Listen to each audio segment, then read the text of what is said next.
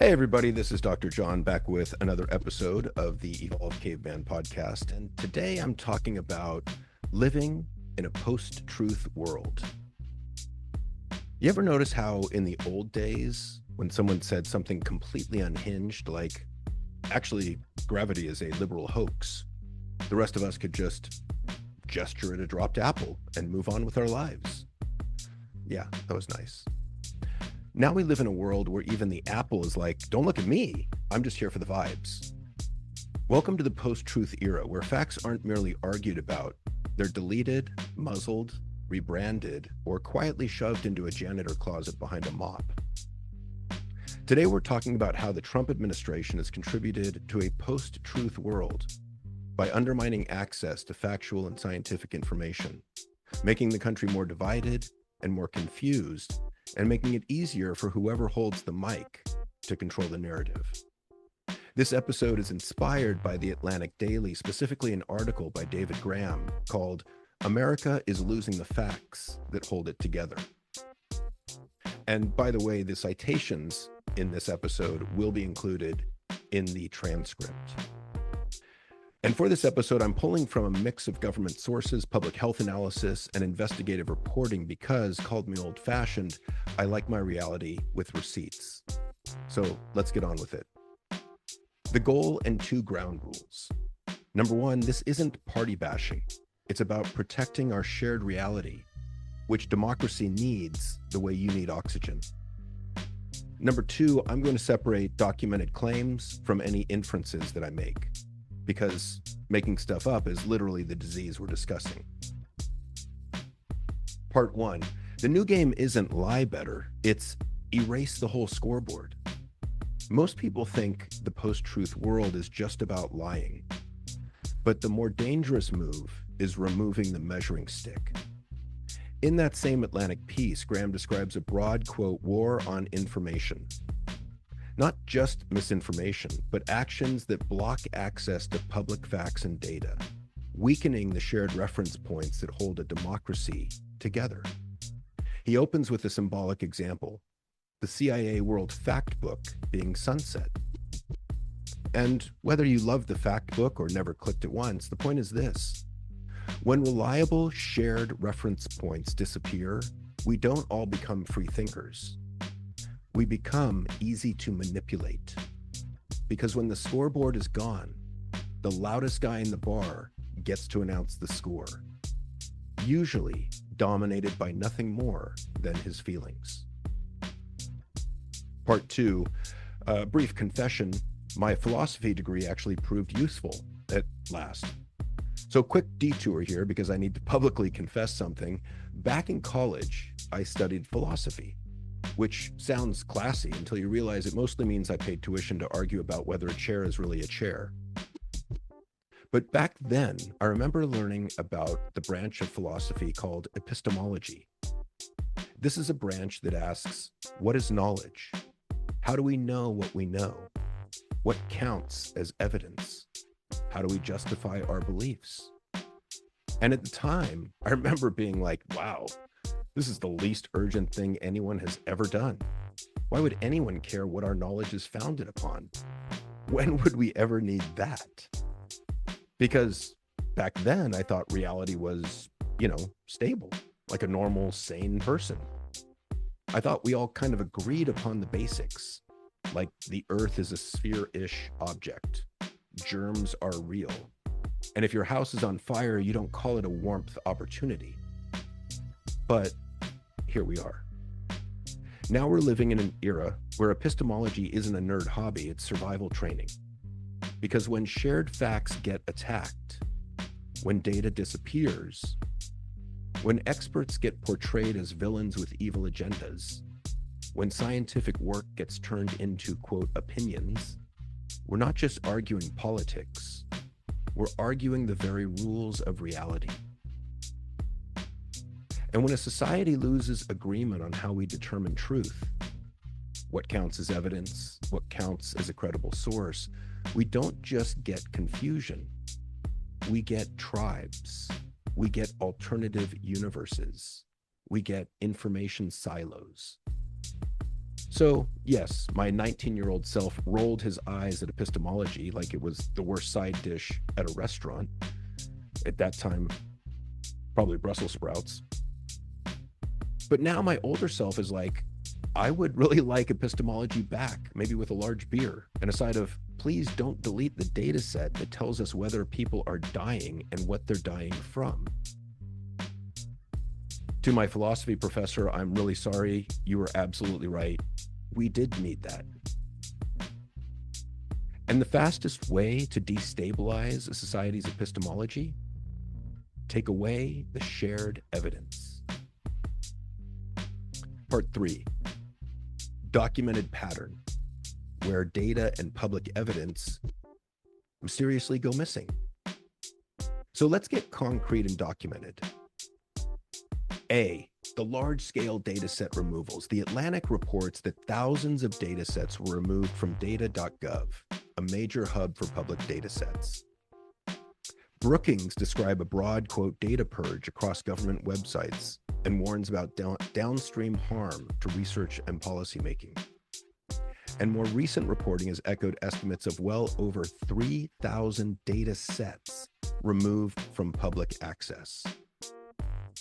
Next, there's been health data taken offline. A detailed review by KFF, an independent source for health policy research and news, documented that on January 31st, 2025, multiple federal health data sets went offline. Large surveys and dashboards that inform research, policy, and media coverage. KFF also documented federal pages returning with disclaimers about being modified under executive orders, signaling politicized control over public information. A federal judge later ordered agencies to restore access to health-related web pages and data sets removed after an executive order because clinicians and the public were being harmed by missing guidance. Next, climate reports and climate information disappearing. The National Security Archive has documented removals and alterations of climate information across federal sites, framing it as, quote, denial by erasure.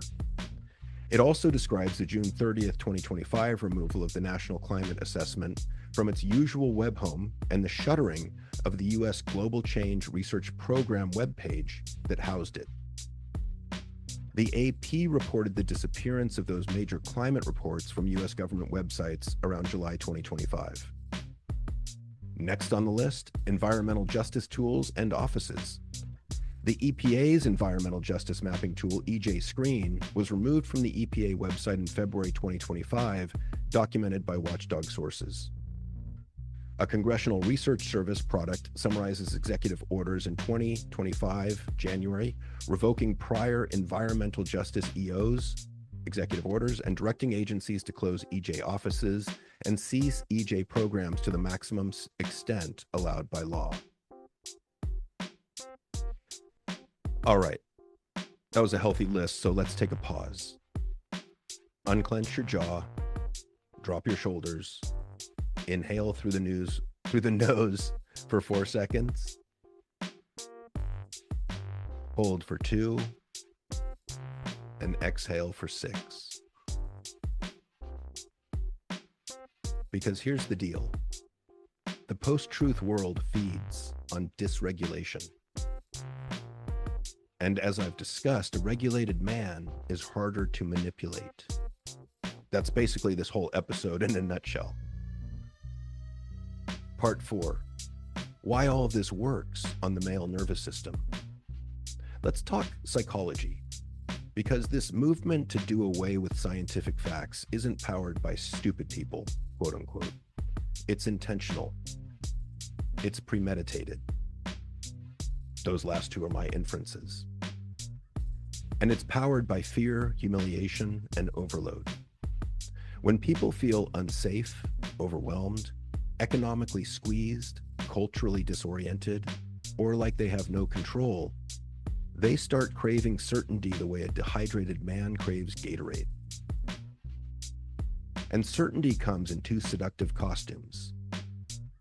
A villain who says, it's those people, they're the ones causing all your problems. and or an overly simplified story which even a dysregulated brain can take in and make sense of. Now add this.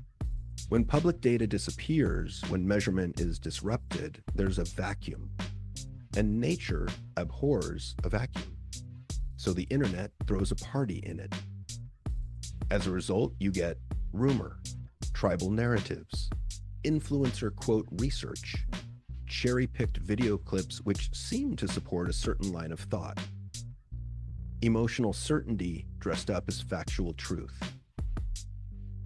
And I need you to hear this next line carefully. Because when all that happens, we start confusing confidence with accuracy. That's the post-truth doom spiral. Part 5, what all this costs in real life. Now, you may ask yourself, so what? What does it matter? I've got bigger fish to fry. I got to figure out where I'm getting rent for this month. But this is not academic.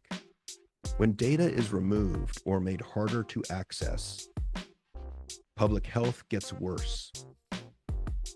Harvard public health experts warned that disappearing health information affects research and care, and described large numbers of government pages coming down and the pushback that followed. And the court-ordered restoration of health web pages underscores that this wasn't theoretical. Doctors said it hindered their care. Second on the list, maternal and infant health surveillance weakens. Harvard also covered risks tied to the Pregnancy Risk Assessment Monitoring System, or PRAMS, being disrupted, emphasizing the importance of that data for postpartum depression and other outcomes. Third on the list, climate and safety planning degrade. Climate assessments guide real decisions, local infrastructure, emergency planning, insurance, agriculture. Removing those reports from government websites reduces public access to high-value risk information. Number 4, communities lose accountability tools. EJ Screen helped people see local pollution burdens alongside demographics. Removing it makes it harder for communities to quantify harm and advocate for themselves effectively. Number 5, policy becomes emotion-based. Brookings warns that removing taxpayer-funded datasets harms policymaking, because evidence-based decision-making depends on continued measurement and public access. When the scientific data is removed, policy decisions can be guided simply by how one feels, which is a rather interesting approach for a party which often throws around the insult snowflake. Part 6, is there an agenda to control the narrative? So let's be careful and honest here. We have documented removals and disruptions of public information and data sets across health, climate, and environmental justice. When a government repeatedly reduces access to measurement, especially around politically sensitive topics, one predictable effect is reduced public accountability. That is, less measurement makes it harder for critics, journalists, researchers, and voters to evaluate outcomes. ProPublica described this as a, quote, war on measurement, arguing that cuts to data collection create a long-term, quote, black hole where we can't tell whether policies are working or whether they're harming people. So do we have a signed memo saying, quote, step 1, confuse everyone, step 2, control the narrative? I'm not claiming that. But do we have a pattern whose foreseeable impact includes narrative control? Yes. Because if the public can't access the facts, whoever controls the microphone controls reality. And that, to me, is wildly problematic. Part 7, the Evolved Caveman Antidote. Fact thickness plus nervous system strength. All right, enough with the doom. Let's get useful. Here's what I want you to build. Fact fitness. Not, quote, I win arguments, more like I remain a sovereign, grounded adult in a world trying to sell me a reality subscription based on feelings. And here's the 3-step mnemonic. Actually 4-step, because there's 4 letters. The mnemonic is CALM, C-A-L-M, because the point is to stay regulated and accurate. C, check your state. Before you check the facts, first check you. Do a quick body scan. Ask yourself, what am I feeling right now? Am I hungry, scared, humiliated? Am I addicted to being right? If yes, do 3 deep regulation breaths first, because you're not a reliable narrator when you're in fight or flight. A, ask for primary evidence. Where did this claim come from? Is there a primary source? Data set, a document, a transcript, a court ruling, an official report? If not, it might still be true, but treat it carefully, like a sketchy taco truck at 2 a.m. Approach carefully and question the carnitas. L, look for independent confirmation. Can you find 2 independent sources that aren't copying each other? If yes, you're probably on sturdier ground. M, make room for uncertainty. It is legal, still legal, I checked, for a grown man to say, I don't know. Uncertainty isn't weakness, it's intellectual honesty. It's also kryptonite to propaganda. That's calm. Your mission is to stay calm in the chaos. Now, 2 upgrades for you. Upgrade number 1, separate data from interpretation. 2 people can interpret the same facts differently. That's normal, but we don't get to live on separate planets. Upgrade 2, watch for measurement sabotage. Ask, did a data set go offline? Did documentation vanish? Did definitions change without notice? Were the teams that maintain it cut? Because when measurement gets messed with, arguments turn into fog machines. And finally, part 8. Let's do a little role play here. What to say when your buddy says, all facts are propaganda. All right, let's do a real world moment. You're at a barbecue, there's a guy, nice guy, who has recently been radicalized by the internet's open mic night of rage, also known as Twitter. He says, bro, all facts are propaganda. Science is bought. It's all manipulation. Here are 2 ways to respond depending on your mood and how much potato salad you've had. Option 1, the regulated relational approach, the more recommended of the 2. So you can respond saying, I get why you'd feel that way. A lot of institutions have lied or spun things. What's the thing you're most worried about that's being manipulated to you? Your attempt here is to go underneath his statement to his fear, because post-truth is usually fear in a trench coat. And he might respond with something like, well, they're controlling us. They're hiding the truth. And you can respond with, okay, let's slow it down. What would count as solid evidence for you? Like, what might actually change your mind, or what might you consider? A document, a data set, a recording? Or are we at nothing counts? And this is gentle, but it's a good diagnostic test, because if the answer is nothing counts, you're not in a debate. You're in his belief system. Option 2, the epistemology approach. This is for the brave, not the faint-hearted. And you can say something like, all right, serious question.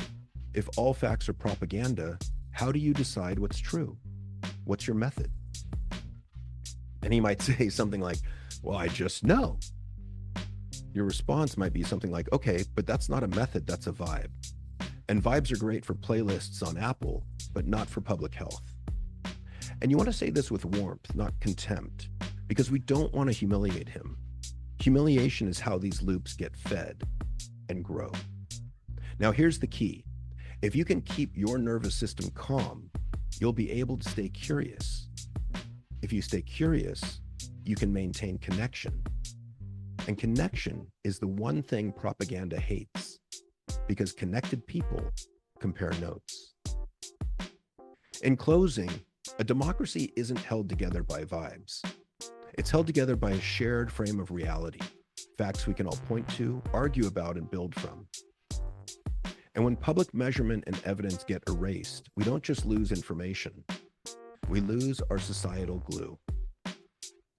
I'm Dr. John. Thank you for listening. Be good to each other out there. And for the love of all things holy, don't outsource your epistemology to a guy selling morning routines, misogyny, and rage.